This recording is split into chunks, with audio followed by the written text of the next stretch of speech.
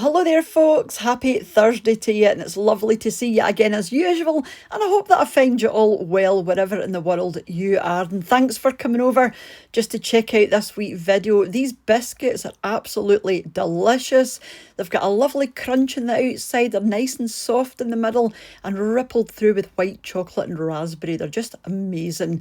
So this is everything that I've used here, but I will put it on the screen as we use it, and you will find it in the description box underneath the video. So I've got white sugar, plain flour, brown sugar, I've got some lovely raspberries, an egg, some bicarbonate of soda, some white chocolate, some butter, and also some vanilla. So I am using white buttons. Use whatever white chocolate you prefer. I just like the flavour of those. So we're going to cream together your 2 sugars and your butter. So use nice soft butter or room temperature butter. It's just going to make this so much easier.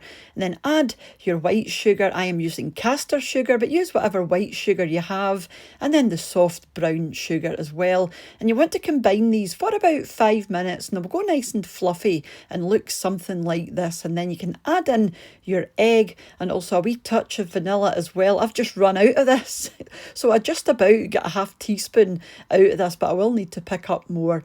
And you want to combine this as well just for a minute or so until it looks something like this. Now we're going to add the dry ingredients. So run these through a sieve because they're going to make your biscuits a wee bit lighter and catch any lumps and things that might be in your flour. So pop your flour in. This is plain flour or all-purpose flour, and then your bicarbonate of soda, and just run these through your sieve. Just make sure you've got no lumps or anything there. Then you want to gently work these together with a spatula or a big spoon, whatever you have, until it's just about combined. I would say 3/4 of the way combined, because then we're going to add in the white chocolate. So you don't want it fully combined just yet. Something like this is ideal. So I've got white chocolate buttons, so I'm just going to break these up into quarters and then add these in to the mixture and finish combining. So just keep going until you get a nice ball of dough like this, and it will be a nice tacky dough, but it won't be sticking to your hands. But I want to break this up just to make the raspberries a wee bit easier to combine into the dough so they don't break up too much, because I don't want these bleeding everywhere, and they do have a tendency to do that. You can use freeze-dried raspberries as well if you want them, you know, completely uniform. If you don't want any bleeding whatsoever, freeze-dried raspberries are absolutely fine, because I know they can be a pain to find at this time of the year as well. But we're lucky in this country, we can still get them. So you just want to combine these until they're just mixed into your dough. Don't keep going with this or you're going to end up with pink biscuits.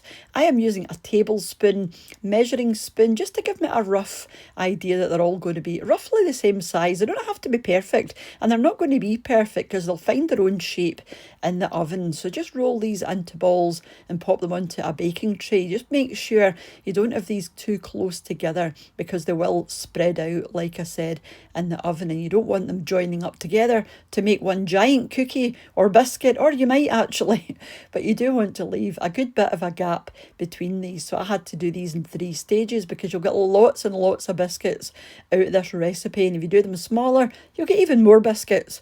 But I was happy with these ones. But like I said, I'm going to take a few away just to give me more of a gap, just like this. And they don't take long in the oven, about 10 minutes, gas mark 4. So it's quite a low oven as well. Just pop them into the middle of your oven until they're just starting to go brown on the outside. And there's a wee bit of softness in the middle. We're going to let these cool down on the tray for about 10 minutes. Don't try and get them off the tray at this point, because they're going to be very soft and very brittle and they may fall apart. So please do let these cool down for 10 minutes, and you know, while your other batch is being ready, and then you can get them out and put them onto a wire rack to let them cool fully. I like to let them cool fully because they're going to be lovely and crisp, like I said, on the outside, and just have a wee bit of fudginess in the middle, which I think is lovely. They're just delicious with that melted white chocolate and the zingy sort of tart raspberry. Just a lovely combination. So do let me know if you're planning and giving those ones a go. They're ever so easy to make, and that recipe will give you tons and tons of biscuits depending on what size you're going to make them. A huge thank you as usual to the supporters of the channel over on my Patreon page, and to the channel members here on YouTube as well, and for you all for watching.